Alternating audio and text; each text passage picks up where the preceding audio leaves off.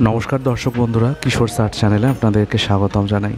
আজকে দেবী দক্ষিণেশ্বরী বা ভবতারিণীর অনুকরণে যে ডিজিটাল আর্ট, সেটি আমি টিউটোরিয়াল একটা ভিডিও, আপনারা অনেকেই বলছিলেন যে আমি কিভাবে আঁকি সেটার একটি টিউটোরিয়াল ভিডিও দিতে, তাই আমি সেই টিউটোরিয়াল ভিডিওর মতোই একটা ছোট্ট ভিডিও আপনাদের সামনে উপস্থাপন করছি। এটা করতে কিন্তু অনেকক্ষণ টাইম লেগেছে। আমি ভিডিওটা অনেকটা ফাস্ট ফরওয়ার্ড করে আপনাদের সামনে প্রেজেন্ট করছি, নাহলে এটা অনেকটা নেট খেয়ে নিত, আমার অনেকটা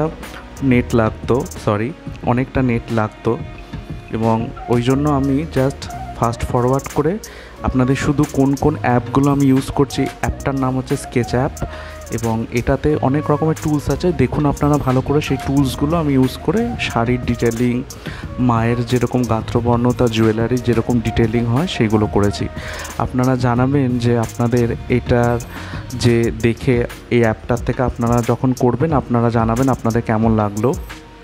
এই অ্যাপটা কিন্তু খুব সুন্দর, খুব ইউজফুল আমাদের জন্য যারা আমরা আঁকি থাকি। কিন্তু সবথেকে যেটা সমস্যা হচ্ছে, এখানে অ্যাপগুলো যখন আমরা ইউজ করছি, এক একটা টুলস আছে, সেটার কিছু কিছু জিনিস আছে যেগুলো আরেকটু সূক্ষ্ম হলে সেই টুলসগুলোর আরও ভালো হতো হ্যান্ডেল করতে।